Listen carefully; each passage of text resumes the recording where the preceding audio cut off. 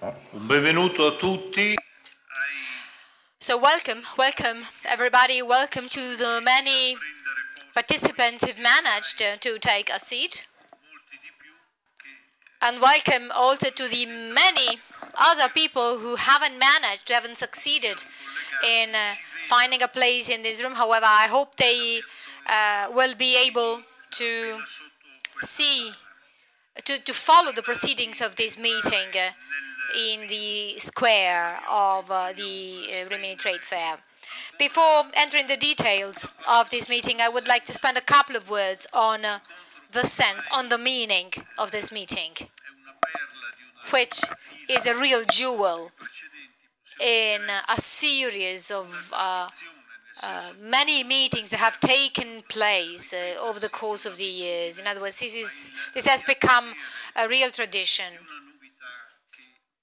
This is each and every year something new, a real novelty.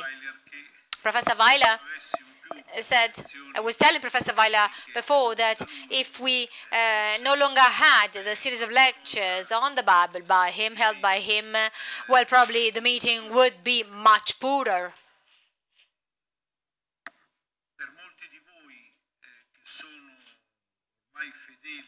For many of you who every year like to participate in these meetings, and for those who are here for the first time, I would like to give you a couple of initial explanations. It is no discussion, so to say.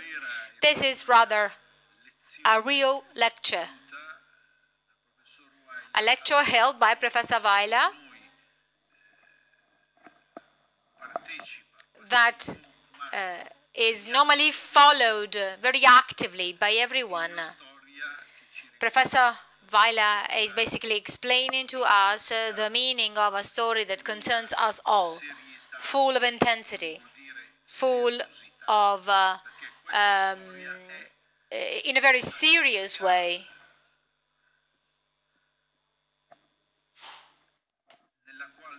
Because this is actually the history in which we as Christians, as Jews,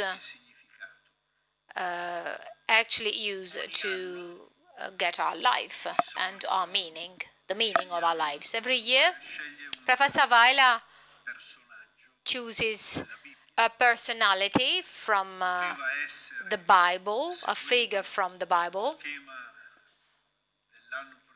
So following what has been done the year before, that could have been Abraham, as Abraham is the protagonist of the big exhibition edited by Carvajosa, and yet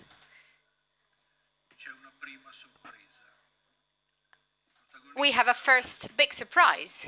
Today's protagonist is not Job, but rather Moses. Moses is a fundamental personality in the Bible, in the history of salvation. So a personality which is really multifaceted.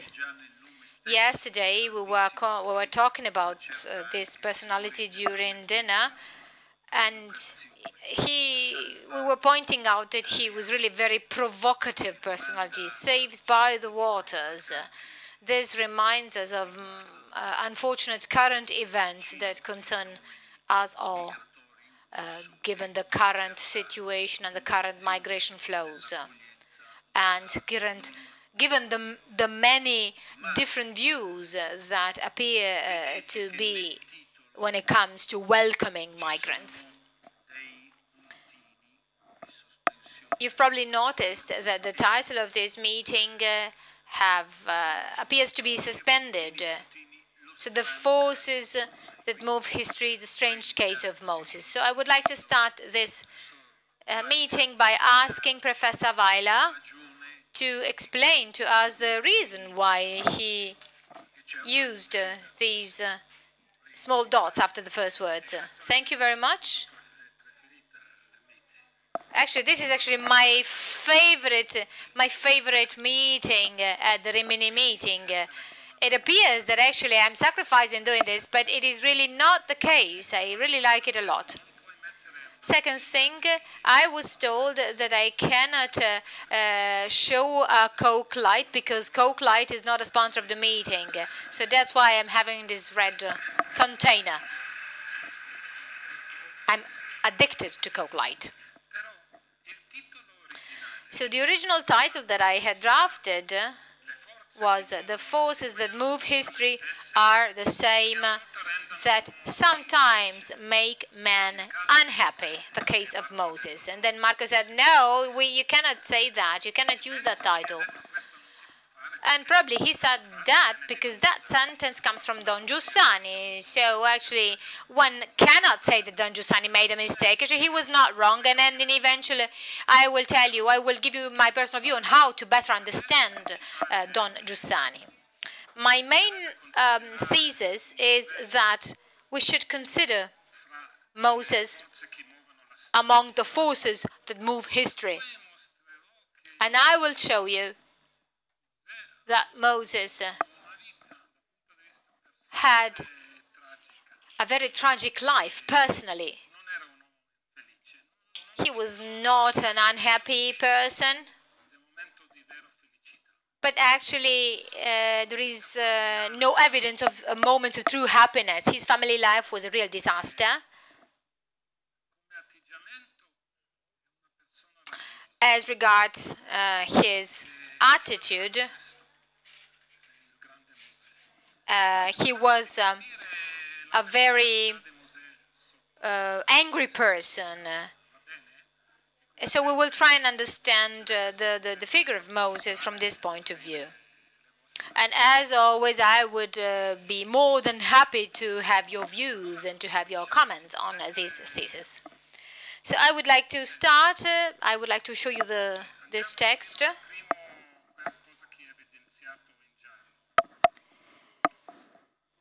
So let's go to the part in yellow.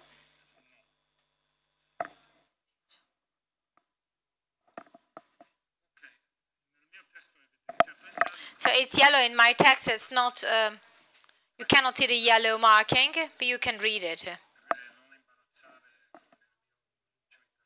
I would like you to, I'm kindly asking you to read it because of my poor Italian. "And there has not arisen a prophet any more in Israel like Moses, whom Jehovah has known face unto face." In reference to all the signs and the wonders which Jehovah sent him to do in the land of Egypt to Pharaoh and to all his servants and to all his land. And in reference to all the strong hand and to all the great fear which Moses did before the eyes of all Israel. So these are the last words closing the 5 books on Moses in the Torah. So you can see from here that actually he's the biggest prophet of all. He is part of the forces that move history. And let's now read the Transfiguration, because we can see that actually Moses was important not only for the Jewish narrative, but also for the Christian narrative. We're going to the Transfiguration. Luke. Boh.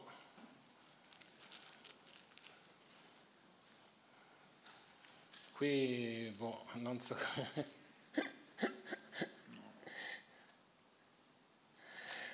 Leggiamolo qui.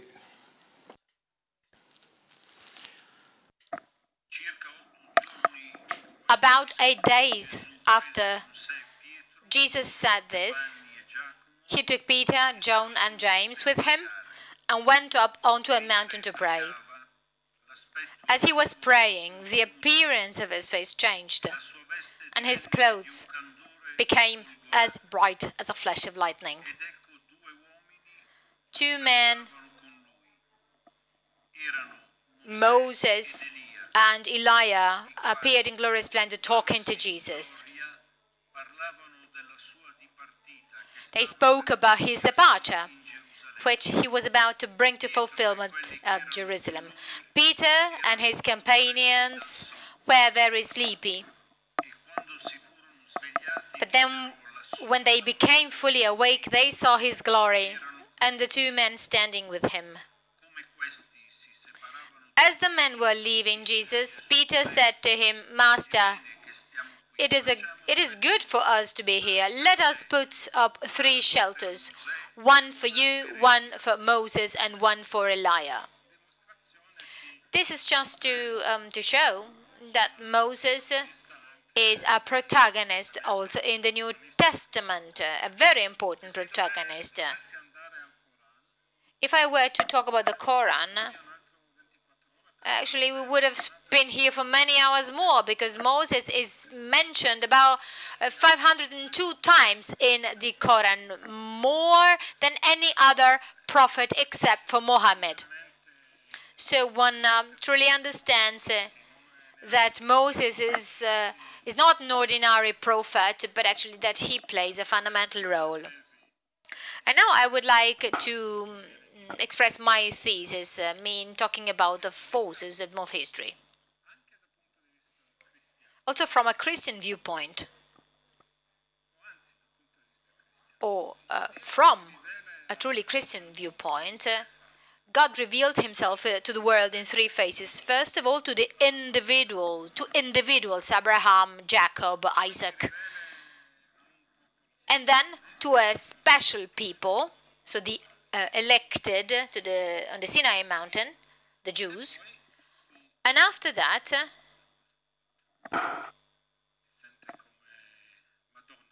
actually, I feel like Madonna, like the singer, not like the Virgin Mary. And then he revealed himself through Jesus. This is a very important phase.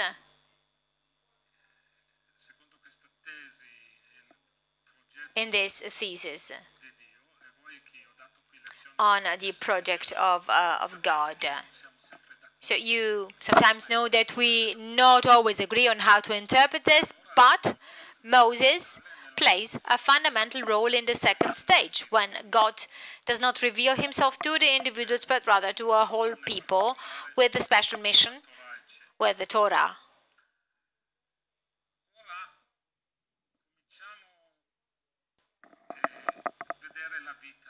Now, let's start having a look at the life of Moses, his birth. I don't know what happened with the text.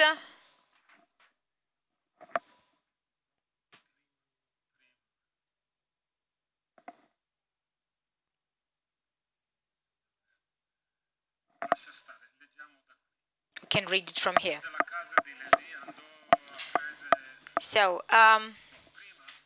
well, before that, then Pharaoh commanded all his people, "Every boy that is born to the Hebrews, you shall throw into the Nile, but you shall let every girl live." And actually, anti-Semitism started exactly there. Now, a man from the house of Levi went and married a Levite woman. The woman conceived and bore a son. And when she saw that he was a fine baby, she hid him 3 months. When she could hide him no longer, she got a papyrus basket for him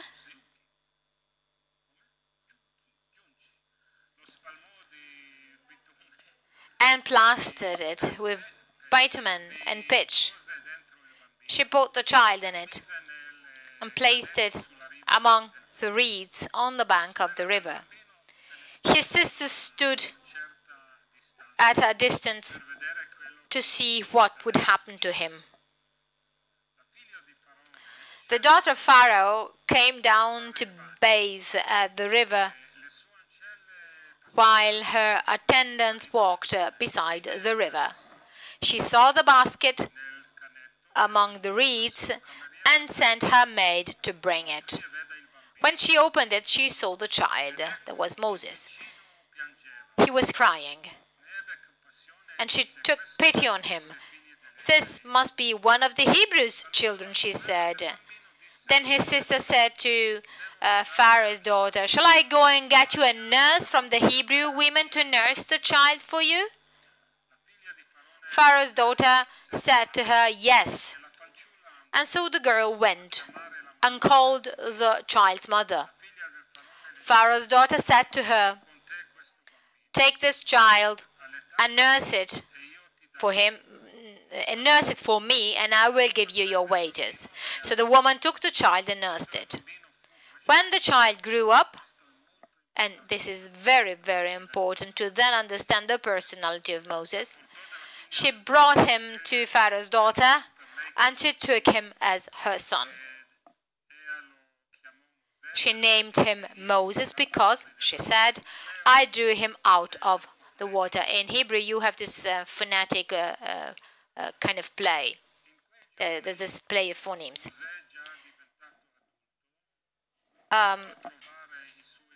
Moses went and visited his daughters.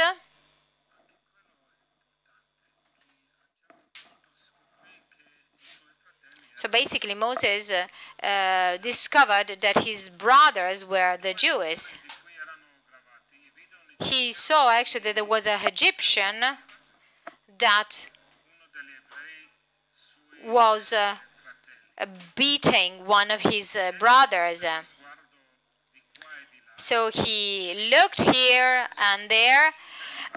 He looked on this way and that, and saying, no one he killed the Egyptian and hid him in the sand. So what does this tell you about Moses' personality? That shows a number of things.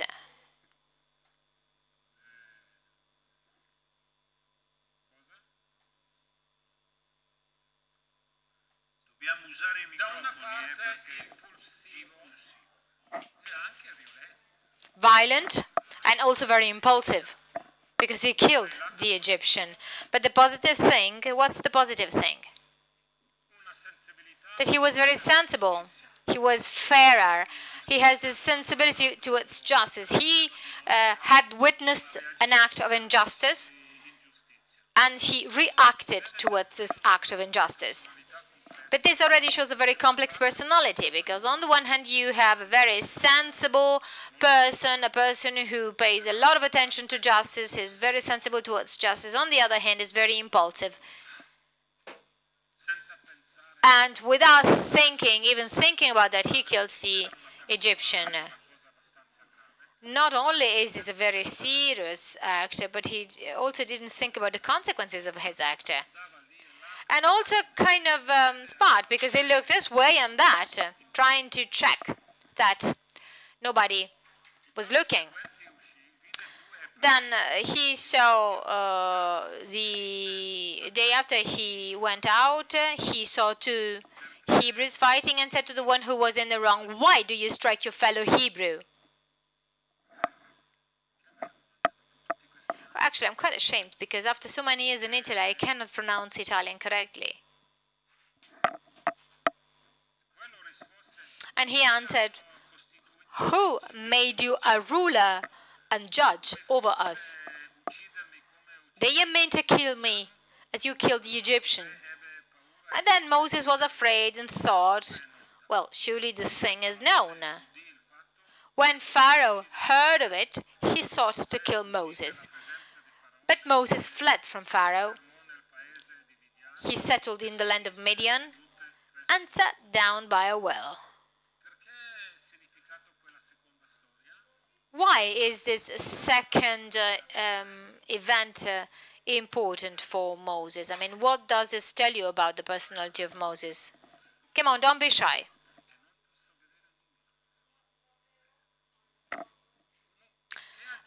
What does this second narrative tell you about the personality of Moses? I mean, the narrative in which Moses saw the two Hebrews, that he was ashamed, that actually he felt shame.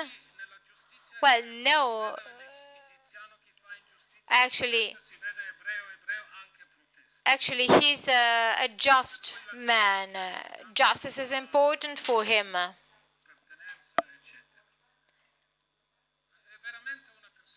So he's really a person who's very sensible, very sensitive towards justice.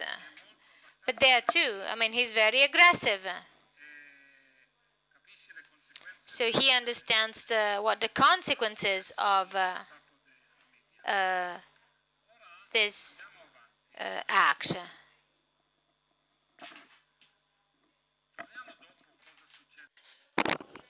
Let's see what happens in Midian and how he marries the daughter of the priest in Midian.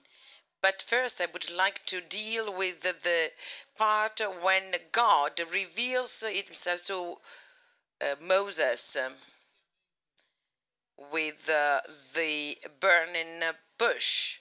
So God reveals himself to Moses. So, and here, well, this is a very important part of the story. With the story of Joseph, the contact between God and the people seems to have come to an end.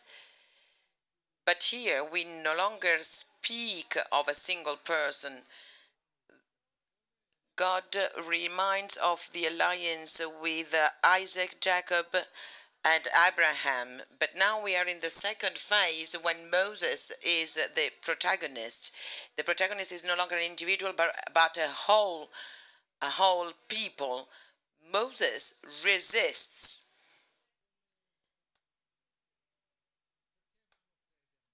And he asks God, why should they believe me? Well, I can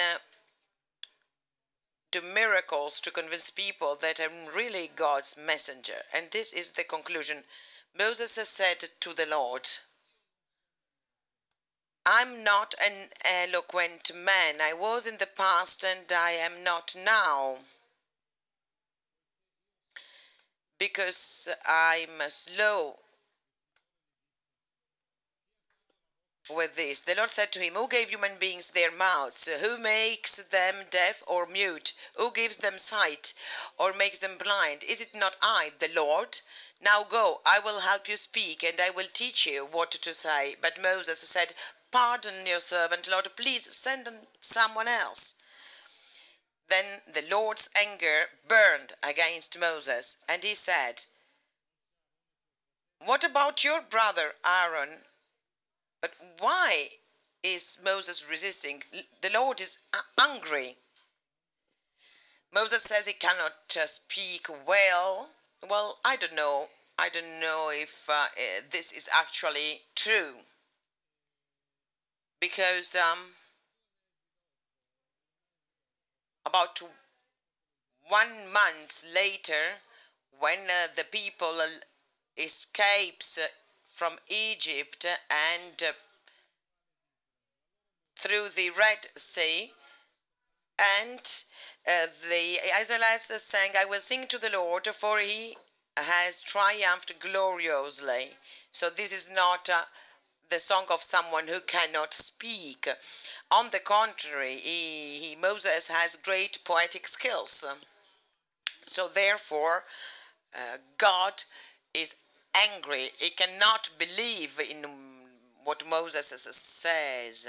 So why is Moses resisting? Let's try to understand this. Let's try to go into the psychology of Moses.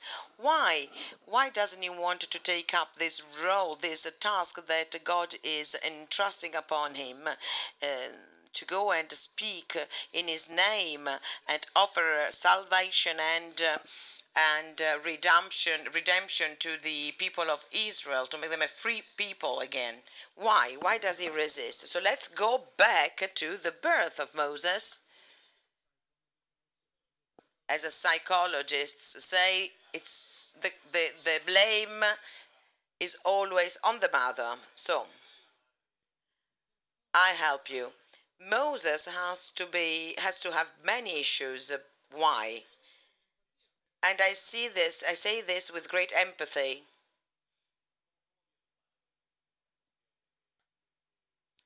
The comment is out of the microphone.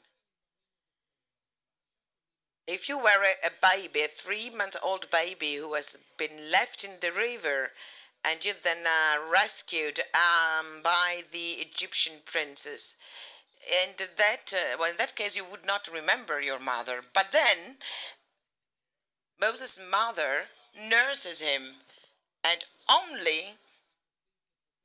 sure that she nursed him as long as she could. So a real connection, an emotional connection was created between Moses and his mother. But then his mother sent him back to the Pharaoh's daughter to be his son. So someone said he was abandoned.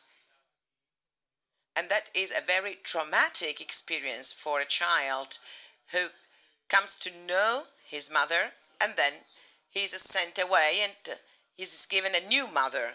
So this is a reason why Moses is so angry all the time. But there is more. Moses has, and it's a hypothesis, let's say that Moses must have also some problems of identity. He grows up in the Pharaoh's palace. He is an Egyptian prince. Then what happens?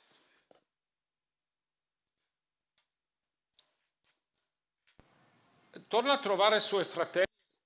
He goes back to visit his brothers and sisters and he finds out he is not a true prince. He is a slave because all Jews are slaves. And this is another trauma for him. Am I an Egyptian prince or am I a Jewish slave? So in this phase of his life, it is very difficult for him to do what God asks him to do. Because he was grown up as the son of the Egyptian princess. So there must have been a connection and an identity connection. So now he asks himself, he wonders, whom am I faithful to? These slaves who are my brothers? But it has to be a trauma for him to discover that he is not a prince, he is a slave. Or should he go against the person with whom he grew up? So, well, this is another hypothesis to explain why Moses doesn't want to carry out the task that the Lord has given him.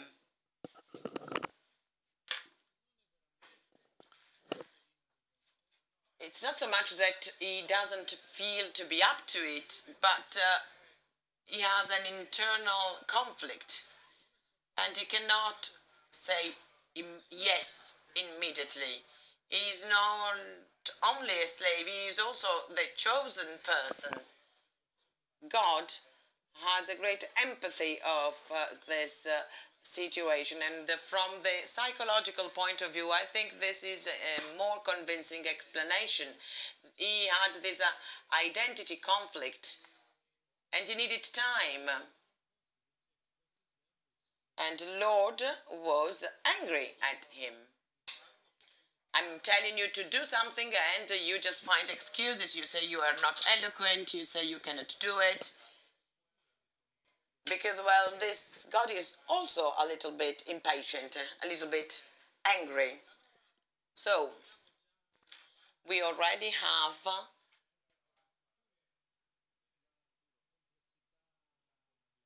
the basis of this, the complexity of Moses' personality.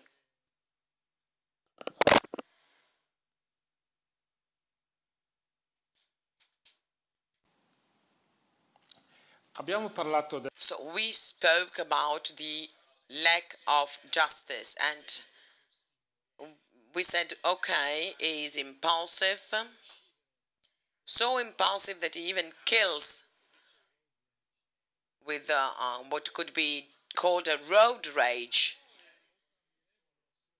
But he has a great sense of justice, which clearly emerges from this story. So, and this is something I really love in the Bible, because the Bible doesn't hide the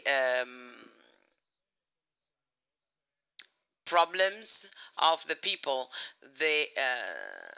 in their flesh and blood.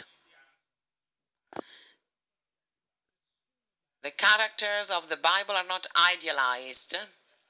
And I told you so many times, you say the Ancient Testament and New Testament.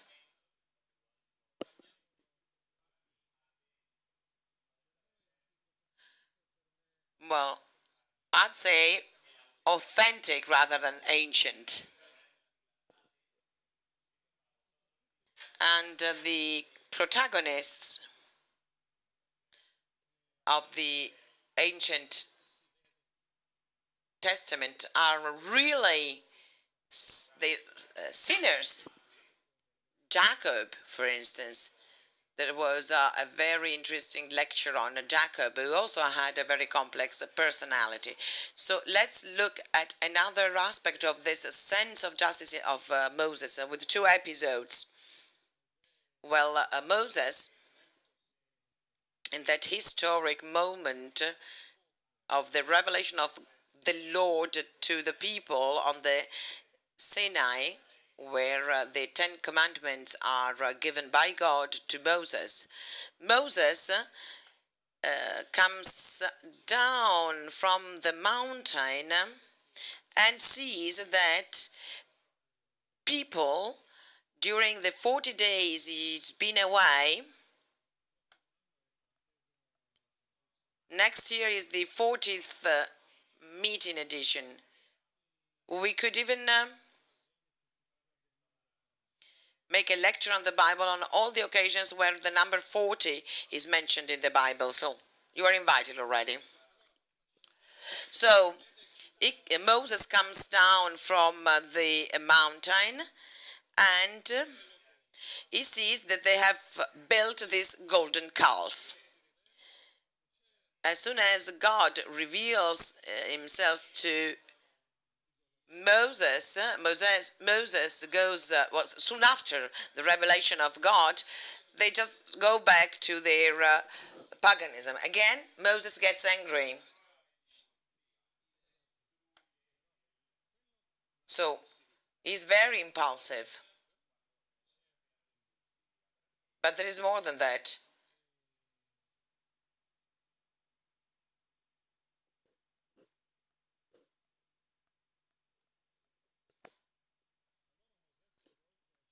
So Moses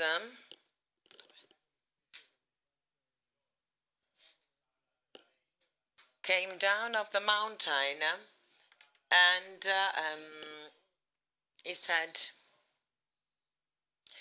Moses turned and went down the mountains with the 2 tablets of the covenant law in his hands. They were inscribed on both sides, from front and back. The tablets were the work of God. When Joshua heard the noise of the people shouting, he said to Moses, there is the sound of war in the camp.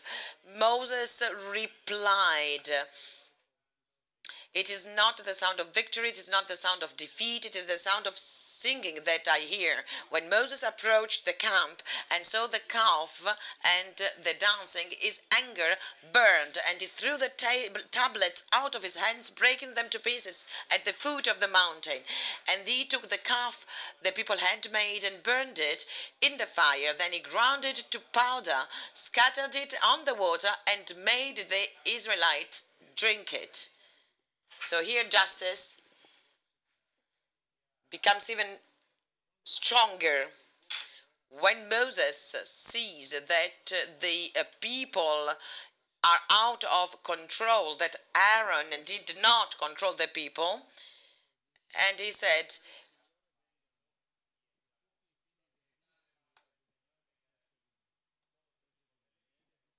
He said, this is what the Lord says.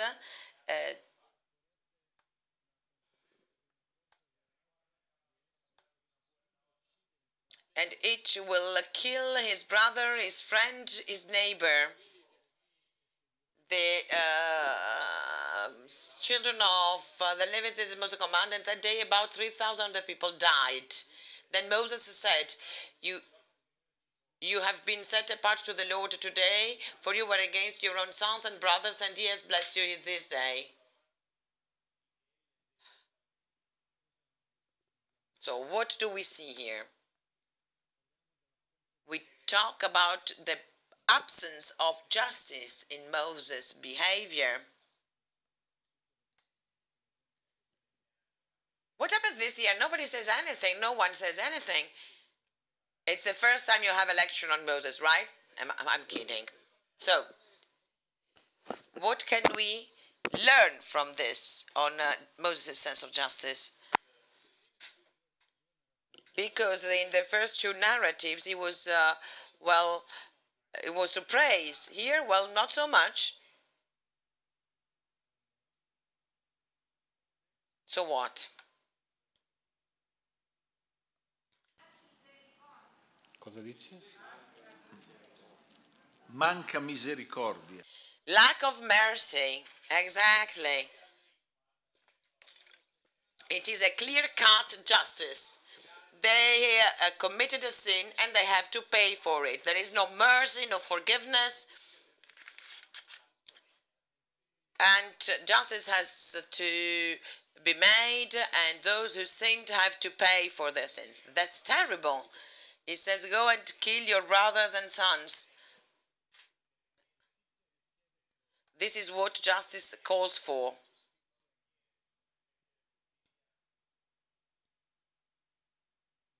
So it is a tremendous form of justice. There's no mercy in it.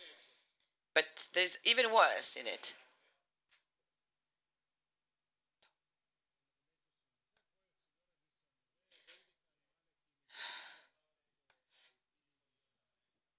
The Lord said that take vengeance on the Midianites for the Israelites. After that you will be gathered to your people. So Moses said to the people, arm some of your men to go to war against the Midianites, so that they may carry out the Lord's vengeance on them.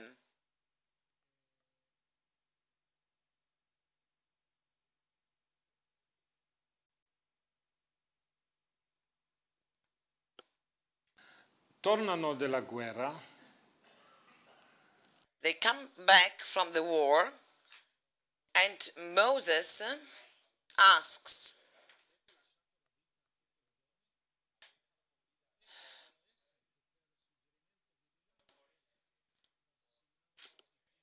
have you allowed all the women to live?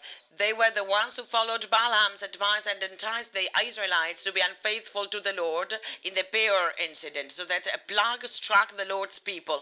Now kill all the boys and kill every woman who slept with a man. But save for yourselves every girl who has never slept with a man. So all men, all boys, all children, male children. So this is the other side of Moses' sense of justice. But here again, I would like to stress something. It is a very hard story, right? It's difficult to accept.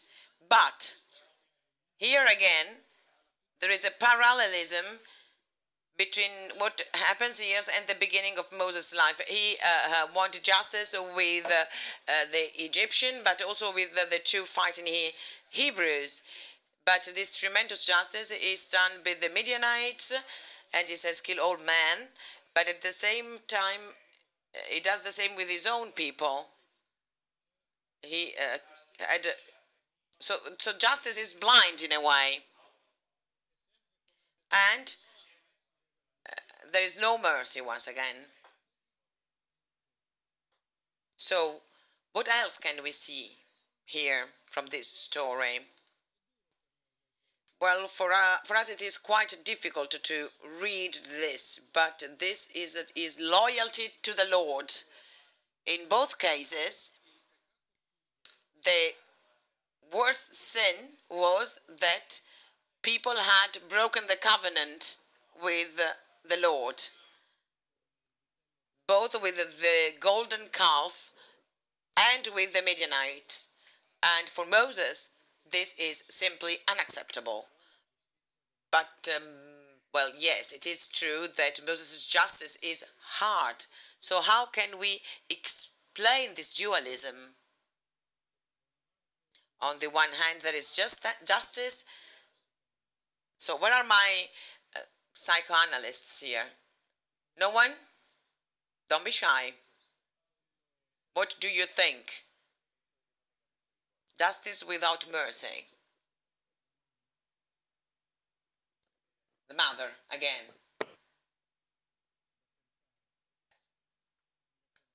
So they're thinking. È un uomo che può darsi mancava affetto. He was a man who lacked affection, and he was traumatized because he had been abandoned by his own mother and given to an Egyptian princess as a son. And then the second trauma, that he realized that he was not a prince, he was a Jewish slave. So, well, he has in a way lost faith in other people. Yes, well, he had no affection, or does he want to prove something? What do you think he wants to prove? That he is fair. Microphone.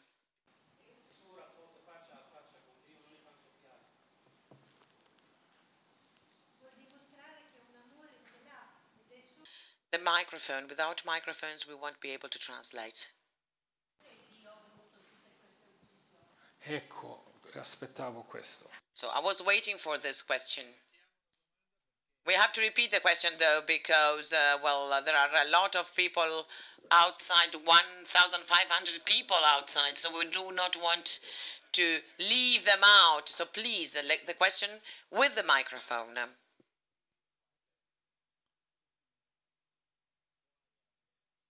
And to try, well, please, I invite you to be as quick as possible.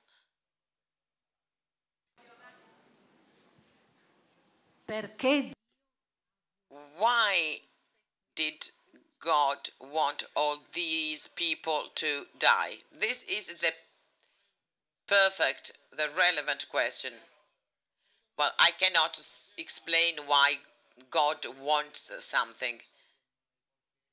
For instance, sometimes I wonder, why did God want for me never to taste Parma ham? Ma mi dicano che è buono. I've been said that it is really good. Or else the pata negra from Spain. And I say, well, why did God prohibit this to my people? But I have no answer to that. So, well, I cannot say why God wanted all this, for all these people to die. Well, it is, in a way, a provocative statement. We are here as friends. That's what the Rimini meeting is all about. Well, God, even the Lord of the Ancient Testament, has the same hard sense of justice, because it is God who asks for this. So the explanation is that Moses identifies with God. Then why, as I say, why does God want this? This is something I cannot explain, but I can understand Moses' behavior, because he is following God's example, because he has the closest relationship to God than anyone else, and so he has the same sense of justice that God has. So let's try to imagine why God wanted this. Because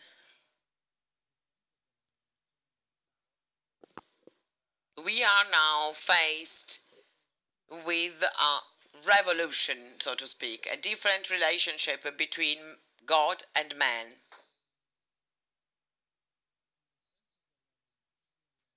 The covenant calls for absolute loyalty for the single individuals as well as for the people as a whole. And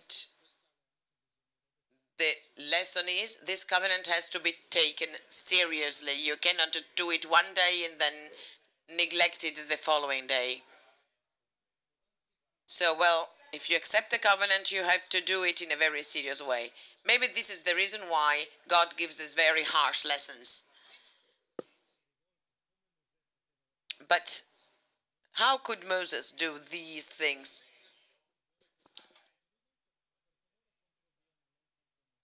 But if you want to say something against what is done, well, then you have to say it against God, not against Moses, because he is simply doing what God did.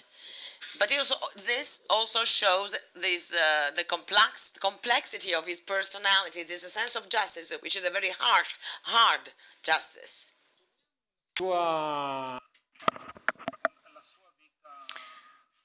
Let's go back and talk a little bit about Moses' family life. Maybe he was disappointed. Maybe he's a disappointed person. He no longer has confidence towards men. He had been abandoned. Well, maybe. We do not know. But I am kindly inviting you to make speculations on this. Actually, he's a real person, not a myth. As a real person, his personal history, of course, has repercussions on his personality and his attitudes, but that's, of course, consistent with the will of God. Moses behaves exactly the same also towards himself. But now I would like to talk a little bit about the family life of Moses. And when he escaped Egypt and arrived in Midian,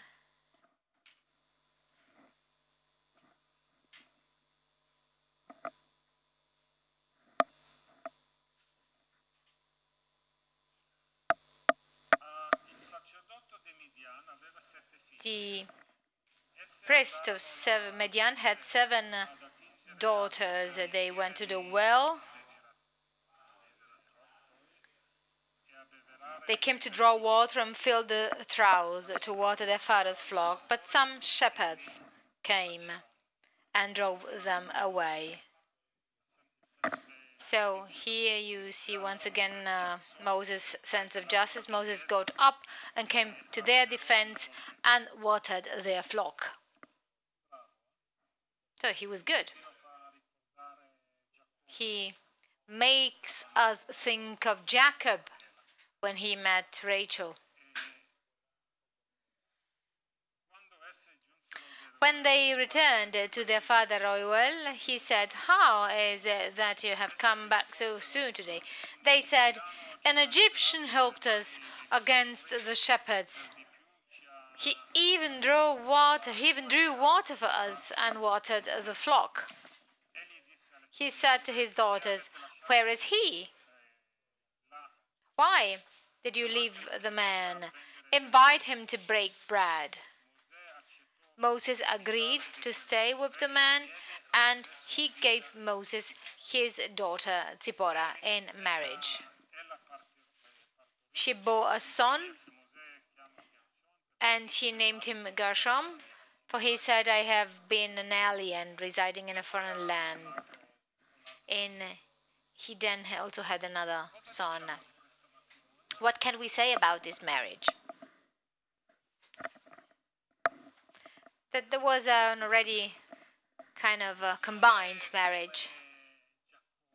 It's not like Jacob. Jacob saw Rachel and fell in love immediately with Rachel, and then worked 7 years for his wife, and then additional 7 years because he had been cheated. This is some kind of a transaction here. We're dealing with a transaction here.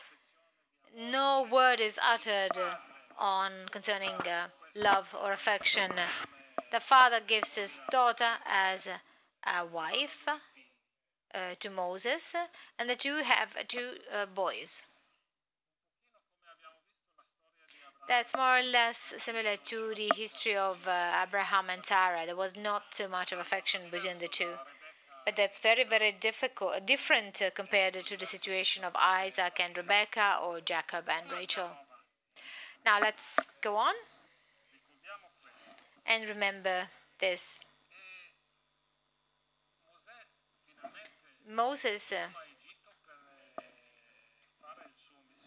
goes back to Egypt in order to accomplish his mission.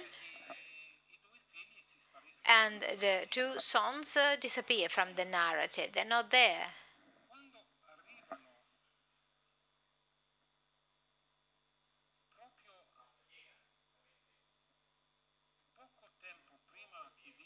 So, some time before the tablets of the stone to Moses,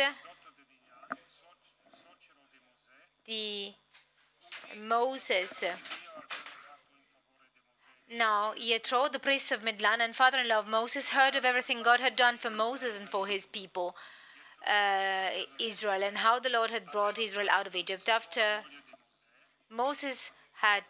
So Jethro, Moses' father-in-law, together with Moses' son and wife, came to him in wilderness where he was camped near the mountain of God. One was her son, and the other one was Eliezer, for he said, "My father's God was my helper. He saved me from the sword of Pharaoh." So here we have learned that they were sent back to their father, exactly like many leaders who actually sacrifice their family for their general mission. Jethro, Moses' father-in-law, together with Moses' sons and wife, came to him in the wilderness where he was camped near the mountain of God, the Sinai. And Jethro had sent word to him, "I, your father-in-law, Jethro, am coming to you with your wife and her 2 sons." So Moses went out to meet his father-in-law. He bowed down and kissed him. They greeted each other and then went into the tent. So Moses told his father-in-law about everything that the Lord had done to Pharaoh and the Egyptians for Israel's sake, and about all the hardships they had met along the way, and how the Lord had saved them. What's interesting here is what we haven't read. What should Moses have done? Maybe greeting his wife or his sons, maybe entering the shelter. But actually he did nothing of that. He basically sat down with Jethro and the 2 talked like Trump and Putin. In other words, Moses was very detached from his wife and his sons. He had been away from them for a long time and actually showed no interest for them. He immediately started working, and it is in that moment that the judicial system with the presence of judges was created. So 2 things can be said. The forces that move history are the same that make men happy. Apparently does not apply to the case of Moses, because this is not the behavior of a happy man. A great man, he was definitely a great man, But when it comes to the happiness of in his marriage or the happiness of his children, well, there are no indications on this in the text. And this is very much in line with Moses' figure. What do our psychoanalysts, our analysts say about that?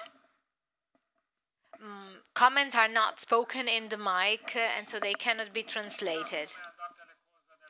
So one may wonder how things have gone in the Egyptian palace. He had been abandoned by his mother. So even if we're not professional psychologists, still we can easily understand that Moses' family life was really very difficult. And so probably the family aspects are not shown, but another form of happiness was shown. So the forces that move history are the same, that make man happy. But actually here what we have seen is just an aspect of Moses, not his family relations, but actually other forms of happiness, namely his relationship with God. Actually, that's right, you are right.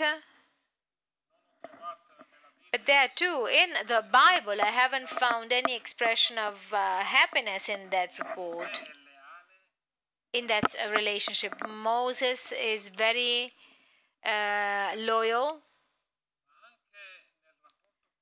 and also in the relation with God, there is, in a way, admiration, there is obedience. He's called the servant of God. But actually the affection part is missing.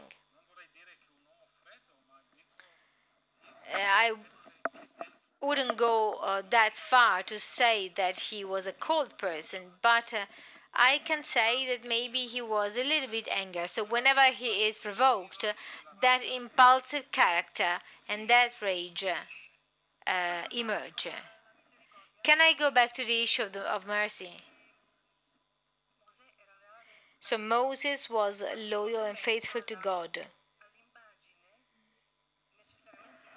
But he was faithful to the incomplete image of God because he had not received the Rahamim, so that kind of base, the womb of God, exemplified and represented by the womb of a mother.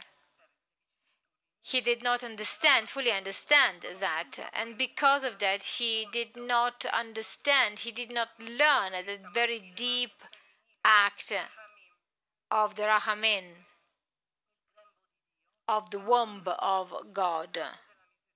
And so because of that, he didn't learn what mercy is, and he couldn't find out mercy in the relationships with the others or in relation to himself.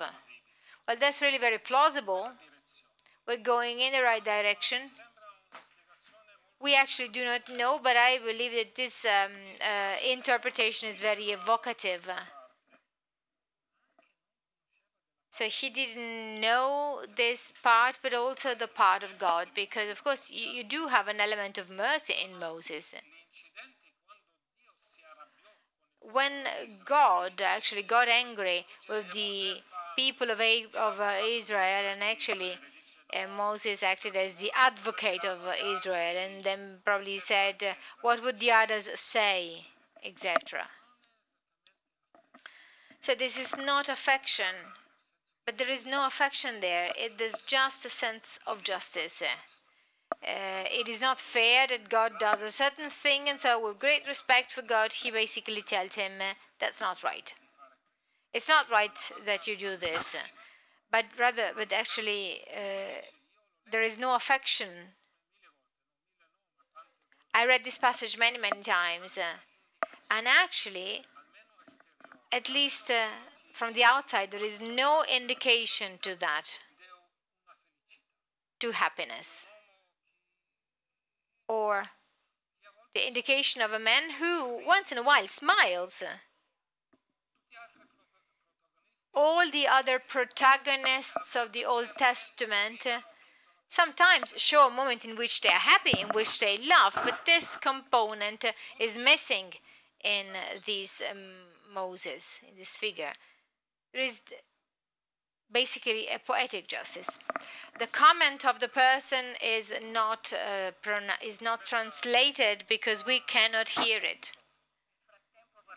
In the meantime, I would like to add something. Moses had love because that was taught to him by his mother. Actually, he was told to do these things, and it was God who wanted the killings and all the remaining acts. This is not loyalty towards peoples. Actually, I wouldn't say that's not true. It's preferable to say, in my opinion. Well, in my opinion, he had love, because even if you do not receive love, still you can give it back. So it is not true that he was not giving love. He didn't succeed in doing that because he was obliged to do things that he didn't even think before. Well, actually, I don't completely share your view on this.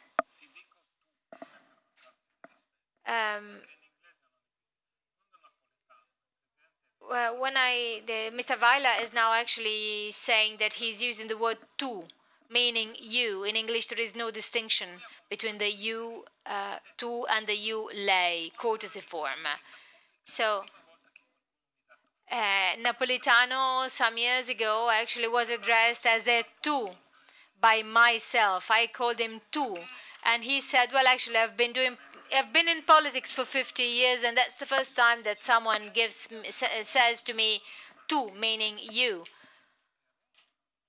in a very impolite way. Well, certainly Moses actually loved and was loved by his mother, but he certainly felt betrayed because actually his mother sent him to another person, and Moses as a young person could not understand why. So it is probably meaningful that love is not reliable. Maybe there was a form of love that was betrayed. So that is why I think that he had serious affection problems in terms of how to manage love.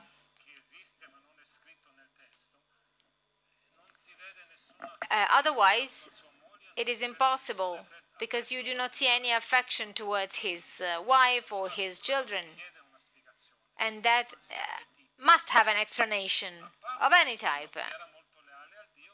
Then, of course, he was very loyal to the God, but the fearful God. I would like to talk about the poetic justice. We have seen that Moses' sense of justice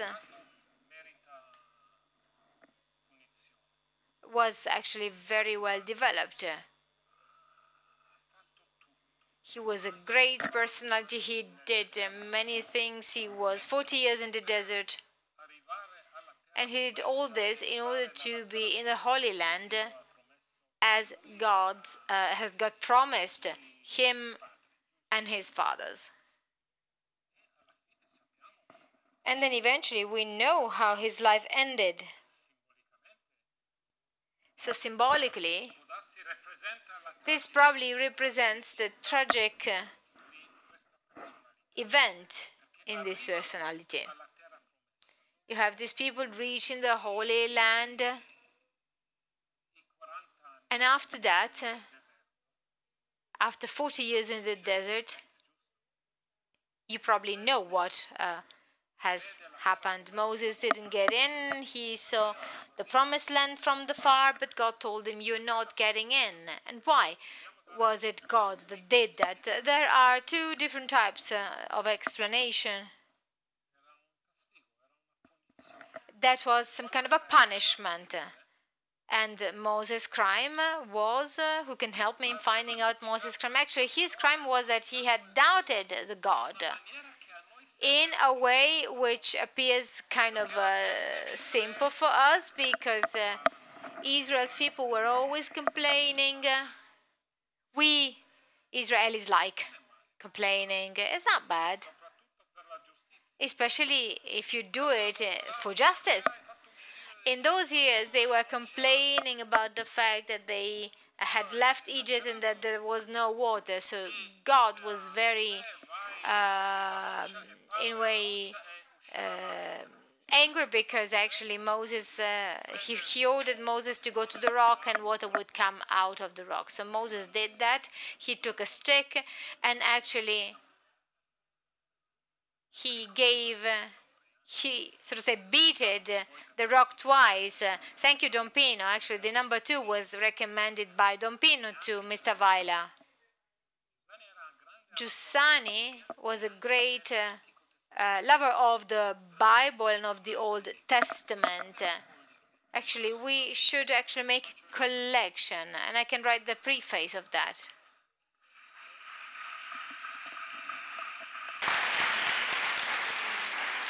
Ma sentite, la vostra senso di giustizia. So, let's talk about your sense of justice. So, you talk and water will come out. That is why he didn't enter the promised land. I think this is not fair. But to a certain extent, that's a form of poetic justice because Moses was loyal to the God and he showed to be tough and therefore he did the same.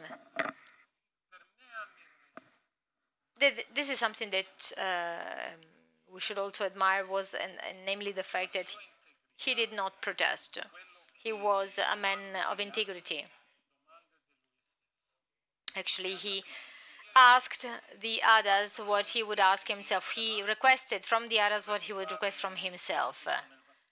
So simply using the stick to have water from the rock. And actually he basically said to himself, I can expect from people what I can expect from myself.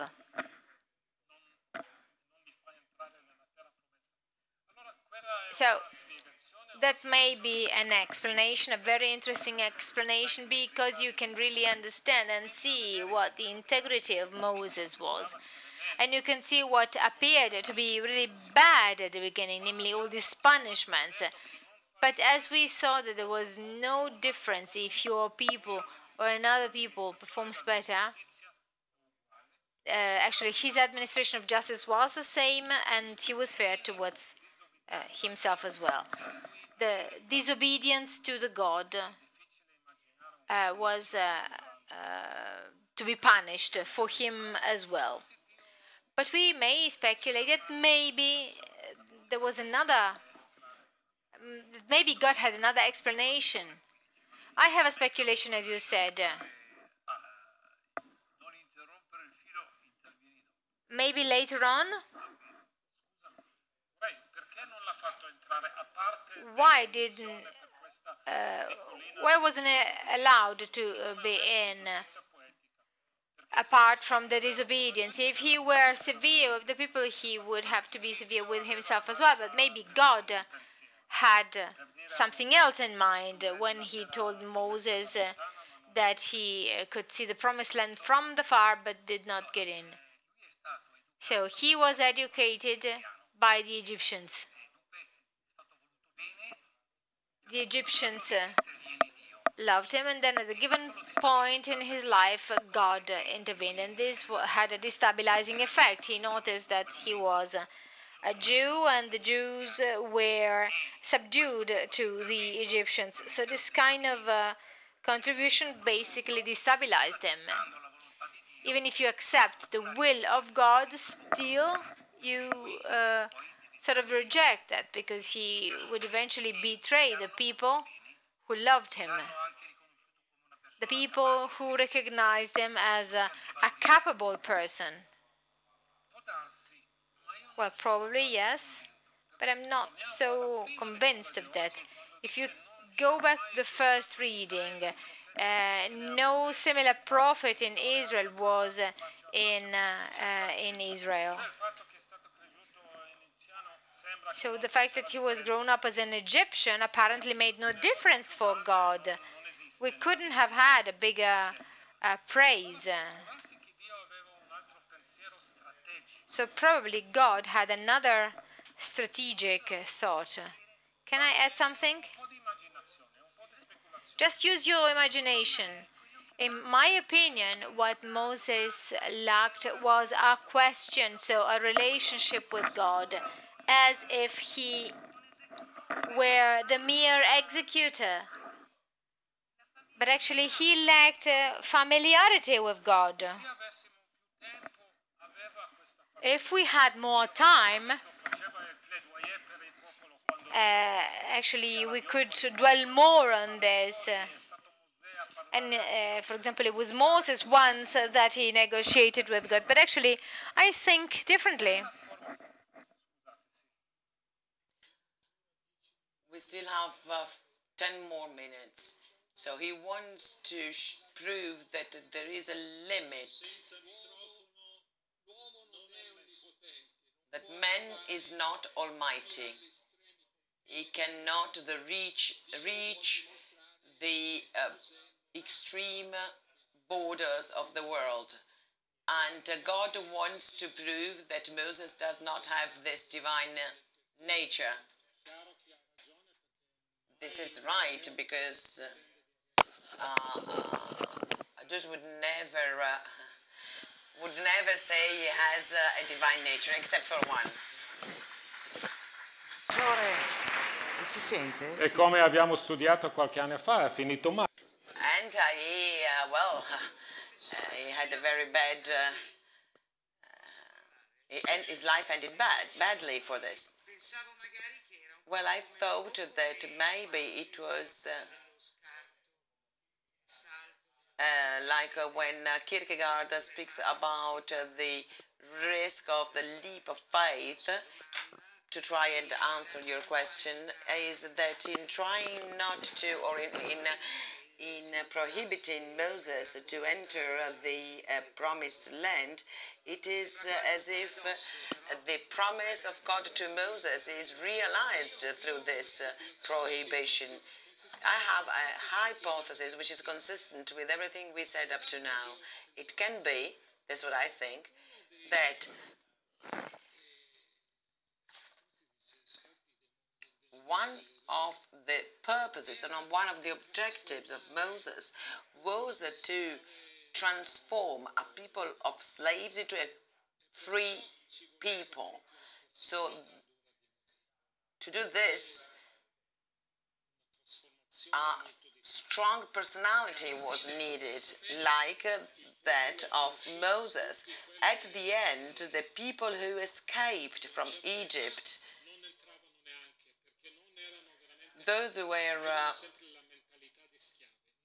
old, did not escape and did not enter the promised land because they did not have the mentality of free people. But now that there is a new generation and that the task, the purpose is to create a new people in this new land, there is the need for a different personality which is less harsh, less hard.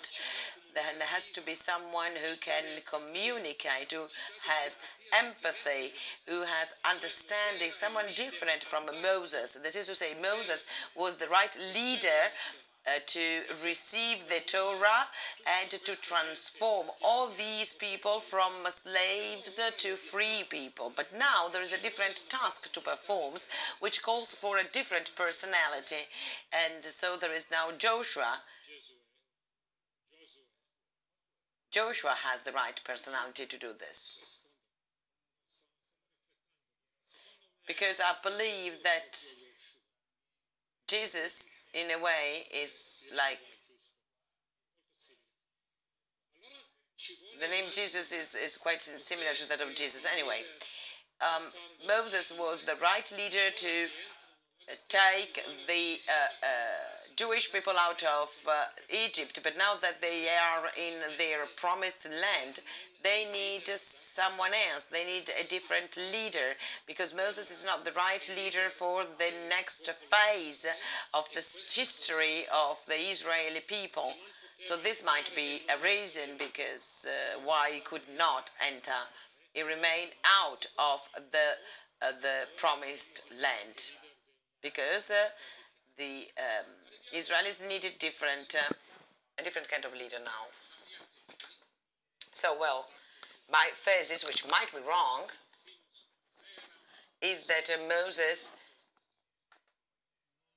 was happy, he didn't show it. According to our way to perceive the happiness of someone else, a smile here now, every now and then, a kiss to his wife, a hug to one of his children whom he hasn't seen for such a long time. There's nothing at all. And there is a consistent anger. It is enough for Moses to be provoked that his anger burst out. And so, well, for me, it is difficult to say that for Moses, the forces that move history are the same that make men happy, because Moses is obviously one of the forces that moved history in a decisive way, but this doesn't seem to have made him happy. His death is tragic. He sees the promised land from afar, but he cannot reach it. He accepts this because he has dignity and integrity. So we might think that sometimes leaders should not think about their own happiness. A leader is ready to sacrifice his or her happiness to serve God, to serve his people. So, well, this kind of person cannot be judged according to their happiness as we know it. So, well, in a way, Moses was ready to sacrifice his family life, his personal life, to complete his mission. So, Father Giussani was wrong when he said that the forces that moved history are the same that make a man happy, because this doesn't seem to be true for Moses. Well, my interpretation, when I hear what Father Giussani said, is that for him there is just one force that moves history, which is Jesus. So, well, Father Peter told me that probably this is the case. So, well, this is not a general statement, but it is actually a very specific statement that maybe you can further explain. Thank you very much.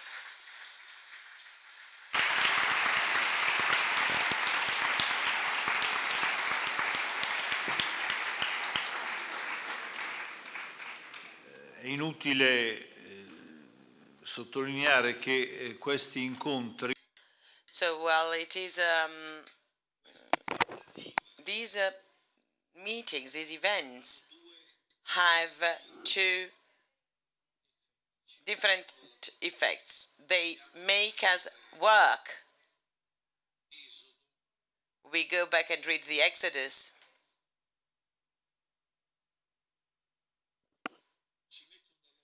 And we start working on our history as Christians. And the story of Moses is our history. It is, and Professor Weiler says that it is also your history. Ma la cosa che mi sembra molto importante.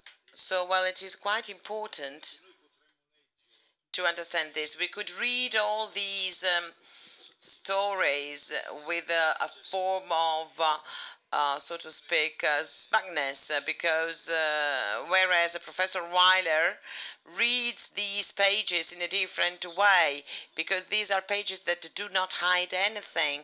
They do not hide any dimension of what is human, neither the positive nor the negative ones. and they give us back the most decisive implication, that is to say that the God of Jacob, Isaac, and Abraham, that is to say the Lord of Jesus Christ, is a God that is part of history, that melts with the human stories of any kind, no exclusions. So there is a way to actually read the holy scriptures that makes it sterile in a way, because it puts it above our lives. But on the contrary, this is the real Word of God. There is a final consideration, and there is an open question I can leave you with. Because Moses' drama, with his temperament, with his anger, with his human limits,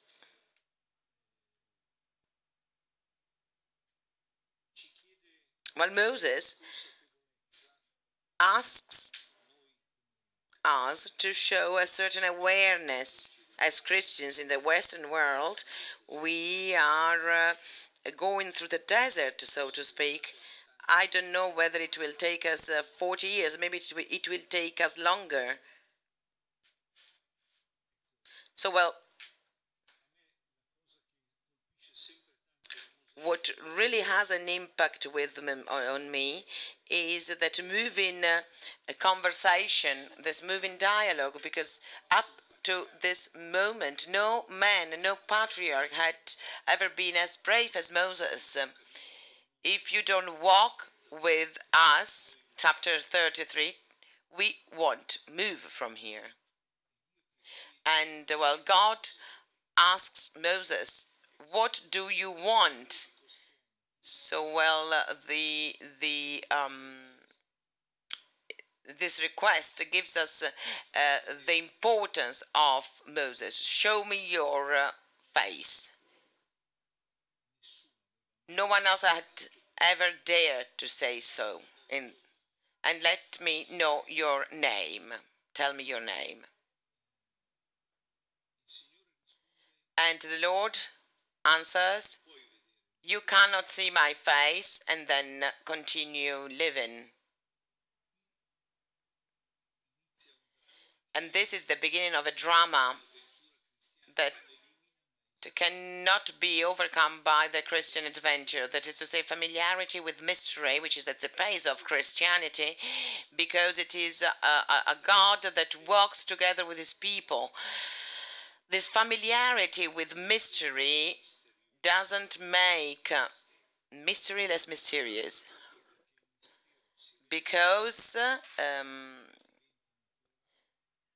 mystery is familiar, it becomes even more mysterious. Ecco, la figura di Mosè ci aiuta ad accettare. So we need to accept this familiarity with mystery, and we have to accept the mystery of a God who wants to be part of every single aspect of our humanity. So I would like to thank Professor Weiler. I'm grateful, as always, to Professor Weiler. Next year, please, then we will be talking about the number 40 in the Bible to celebrate the 40th Rimini meeting. One more thing. Probably you have heard it before in other events here at the Rimini meeting. That is to say, there is a fundraising going on. So statistically, well, I cannot tell you the figures, which are significant and which are growing. Anyway, we give you this information because, in spite of what the media say, the Rimini meeting is self-financed. Of course, there are sponsors. This is no secret. But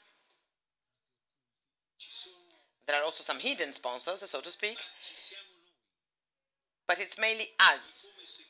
So when we launched this fundraising 3 years ago,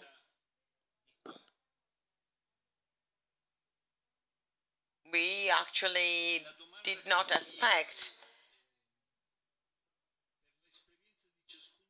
in a certain way that this effect, we believe, each of us believes that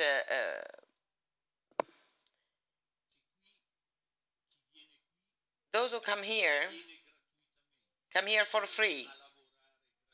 So there are people coming here and who work for free. They even pay to work here. But also visitors can come here for free. The only thing you have to pay for are the books and then your piadina sandwiches. Those are not for free. So the fundraising is the same as some kind of duty in the past,